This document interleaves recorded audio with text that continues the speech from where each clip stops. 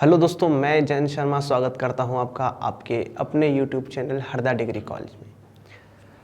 हमारा जो चैप्टर चल रहा था रेशो एंड प्रोपोर्शन, आज उसका आपका नेक्स्ट वीडियो है जिसमें मैं आपको आज जो अमाउंट डिस्ट्रीब्यूशन कैसे होता है वो आपको आज सिखाने वाला हूं। ठीक है, चलते हैं हमारे आज के पहले क्वेश्चन की तरफ। आज का हमारा पहला क्वेश्चन ये कह रहा है, बिल्कुल इजी टाइप बाय टाइप हम क्वेश्चंस बिल्कुल इसमें देखते हुए चलेंगे।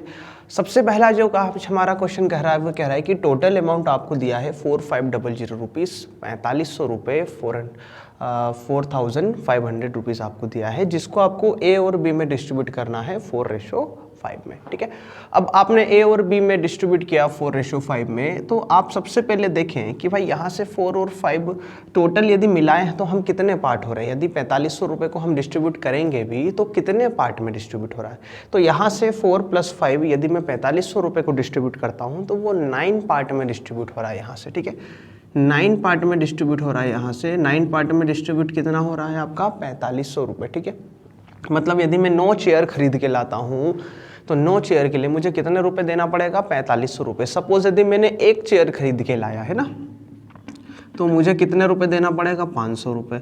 और ये 1 = जो हम निकालते हैं, यही पूरे की पूरे जो है चैप्टर, जितना भी चैप्टर्स आप आगे पढ़ेंगे या इवन ये वाला जो चैप्टर्स आप पढ़ रहे हैं, इसका ब्रह्मास्त्र का काम करता है। ठीक है, तो 1 = 500, मतलब एक चेयर कितने में आई 500 में। तो प्यारे दोस्तों, यहाँ से 5 चेयर के लिए आपको कितने रुपए लगे, आपके 2500 रुपये लगेंगे यहाँ से।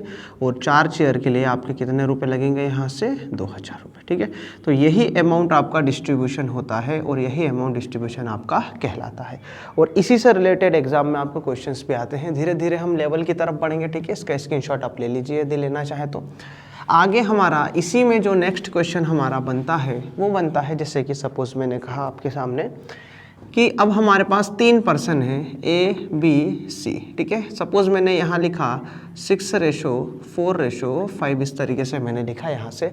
और आपसे कहा कि भाई टोटल जो अमाउंट मुझे डिस्ट्रीब्यूट करना है, ये करना है 6000 रुपीज़। ठीक है, एग्जाम में जो है डिजिट थोड़ी सी टफ भी आ सकती है, लेकिन कॉन्सेप्ट यदि आपको आता है, चीज़ें समझ में आती है, तो आप इजीली डिस्ट्रीब्यूट आप कर सकते हैं। ठीक है, अब यहाँ से 6000 रुपीज़ को, 6000 रुपये को मुझे 6:4:5 में डिस्ट्रीब्यूट करना है। तो कैसे करूँगा भाई, 6 और 4 को मैंने प्लस किया, 6 + 4 10 + 5 15, मतलब टोटल जो 6000 रुपीज़ जो डिस्ट्रीब्यूट होगा, बटेगा, वो किस में बटेगा आपका 15 पार्ट में बटेगा, 15 भागों में बटेगा। ठीक है, अब जब 1 बराबर आप यदि देखेंगे तो 1 बराबर कितने भाग आपको मिलना चाहिए 400। यदि ऐसा समझ में नहीं आता है तो कुछ नहीं कीजिए, आप 6000 के अंदर आप 15 का भाग दे दीजिए। ठीक है, 15 का आपने भाग दिया, 15 × 15, 15 × 60, 00 की 00, ये आपका आ गया। क्लियर है, तो यहाँ पे इस तरीके से भी आप चीज़ों को देख सकते हैं। 1 बराबर जब आपका आया 400, तो 5 बराबर प्यारे दोस्तों आपका कितना आ जाएगा 2000 रुपये आ जाएगा। 4 बराबर आपका कितना आ जाएगा यहाँ से 1600 रुपये आ जाएगा। यहाँ से 6 बराबर कितना आ जाएगा आपका 2400 रुपये आ जाएगा। इस तरीके से आई बात समझ में, क्या करना है क्या नहीं करना है। मैं आई होप कि आपको ये बहुत अच्छे तरीके से समझ में आ गया होगा। ठीक है, अमाउंट डिस्ट्रीब्यूशन की बात करते हैं तो सपोज यहाँ पे स्क्रीनशॉट ले सकते हैं आप इसका।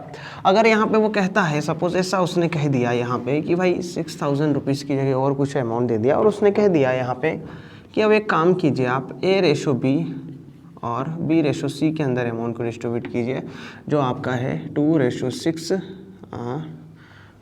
2:3 देन 3:5। ठीक है, अब यहाँ पे क्या करना है, ये जो अमाउंट आपको दे दिया है यहाँ से, है ना, और यहाँ से आपसे वो कह रहा है कि एक काम कीजिए, आप 5000 रुपीज़ ही ले लीजिए। 5000 रुपये को आपको डिस्ट्रीब्यूट करना है किस किस में, A:B जिसका रेशो कितना दिया है 2:3, देन B:C जिसका रेशो कितना दिया है 3:5 में आपको डिस्ट्रीब्यूट करना है। ठीक है, अब यहाँ पे आप ध्यान दीजिए, ध्यान देने लायक बात यह है प्यारे दोस्तों यहाँ पे कि यहाँ पे AB और BC का रेशो, यदि आप चाहते हैं कि AB और BC के रेशो में अमाउंट को डिस्ट्रीब्यूट करना, तो कहीं ना कहीं आपको एक इक्विवेलेंट रेशो बनाना पड़ेगा। क्या बोलते हैं इक्विवेलेंट रेशो, मतलब दोनों का मिलाकर एक। 2 50-50 के कोई देता है तो मैं उसको कितने का देता हूँ, 100 का देता हूँ। ठीक है, तो ये क्या हो जाता है इक्विवेलेंट हो जाता है। ठीक है, 2 50 के और 1 100 का आपस में क्या है बराबर है। वैसे ही यहाँ पे आपका A:B और B:C को मिलाकर एक रेशो यदि मैंने बनाया, तो जिसको मैं क्या कहूँगा इक्विवेलेंट रेशो, जो रेशो क्या बनेगा आपका A:B:C। अब इस रेशो के बनने में भी एक शर्त होती है। क्या शर्त होती है कि भाई यहाँ पे जो रिपीटेशन आपका हो रहा है, यहाँ पे जो रिपीटेशन आपका हो रहा है, ये जो रिपीटेशन है ये इक्वल होना चाहिए। जो रिपीटेशन जिसका भी होगा, सपोज जैसे कि मैंने यहाँ पे लिखा, इस तरीके से लिखा कि A ratio B ratio C और C रेशो D, मैंने इस तरीके से लिखा यहाँ से। आप देखिए यहाँ से किसका रिपीटेशन हो रहा है, आपका B का रिपीटेशन हो रहा है, ठीक है। और यहाँ से किसका रिपीटेशन हो रहा है, आपका C का रिपीटेशन हो रहा है। ये इक्वली होना चाहिए, ये वैल्यू जो है वो आपस में बराबर होना चाहिए, इक्वल होना चाहिए, ठीक है। अब यहाँ पे अभी यदि मैं क्वेश्चन में देख रहा हूँ, देखो ये कॉन्सेप्ट मैं आपको सिखा रहा हूँ, इसका जो ट्रिक है, जो करने का जो तरीका है वो मैं आपको बाद में सिखाऊंगा। इसके बाद में पहले आप कॉन्सेप्ट सीखें कि एक्चुअल में होता क्या है, हम कॉन्सेप्चुअल इसको कैसे सॉल्व कर सकते हैं, ठीक है।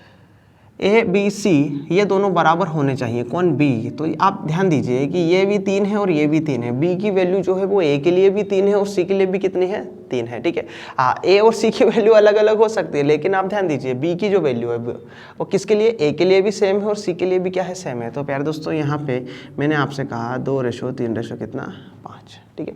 क्लियर है, समझ में आया आपको कि यहाँ से ये हो जाएगा A, ये हो जाएगा B और ये क्या हो जाएगा C। अब अमाउंट की बात करते हैं, अमाउंट को डिस्ट्रीब्यूट करना है। अमाउंट कितना दिया है, 5,000, 5 और 3 8 और 2 10 बराबर कितना प्यारे दोस्तों, 5,000। तो 0 से 0 भी कट सकता है यहाँ से, तो 1 बराबर का कितना आ गया, 500। यही आपका ब्रह्मास्त्र है, मैंने कहा था 1 बराबर 500, तो 5 बराबर कितना, 2500, 5 3 1500 और ये कितना आ गया आपका 1000 रुपीज़। क्लियर है।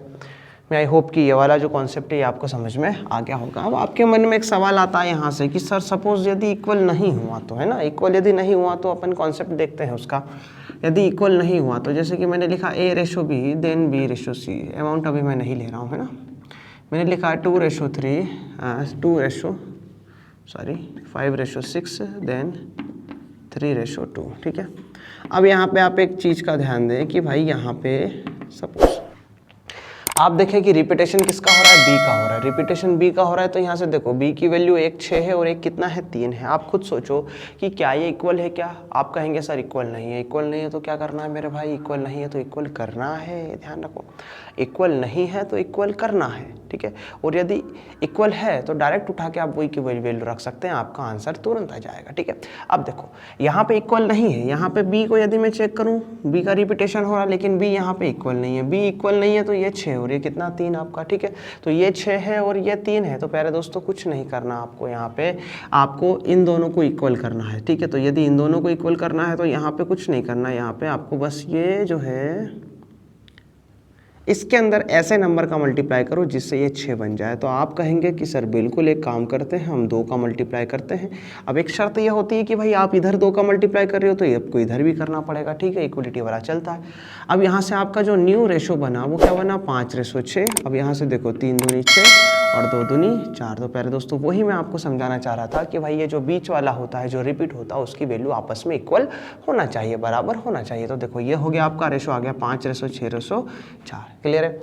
अब यहाँ से यदि मैं आपसे कहूँ कि सपोज 5 6 और 3 2 को यदि मैं डायरेक्टली लिखना चाहूँ, ठीक है, डायरेक्टली कैसे सॉल्व कर सकता हूँ, ध्यान दीजिए यहाँ पर मैंने लिखा है आपके सामने कि A ratio B then B ratio C, है ना। तो यहाँ से आपका रेशो किसका बनेगा, ABC का 5 रेशो 6 और 3 रेशो 2, इस तरीके से, ठीक है।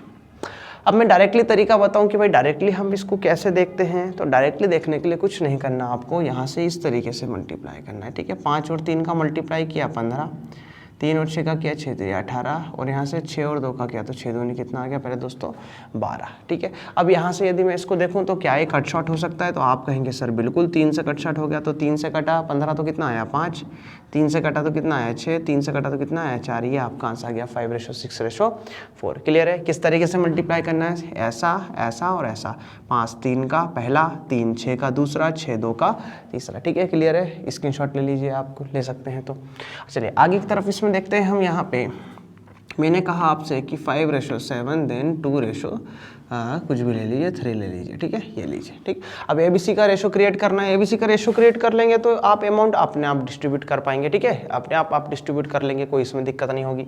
5 और 2 का करेंगे तो 5 दूनी 10, 7 दूनी आपका 14 और 7 3 आपका 21 से आपका आंसर आ गया 10 14 21। क्योंकि देखो ये 3 से नहीं जाएगा और ये 2 से नहीं जाएगा, तो वैसे ही आपका जो है जा ही नहीं पाएगा, कट नहीं पाएगा छोटा, ठीक है।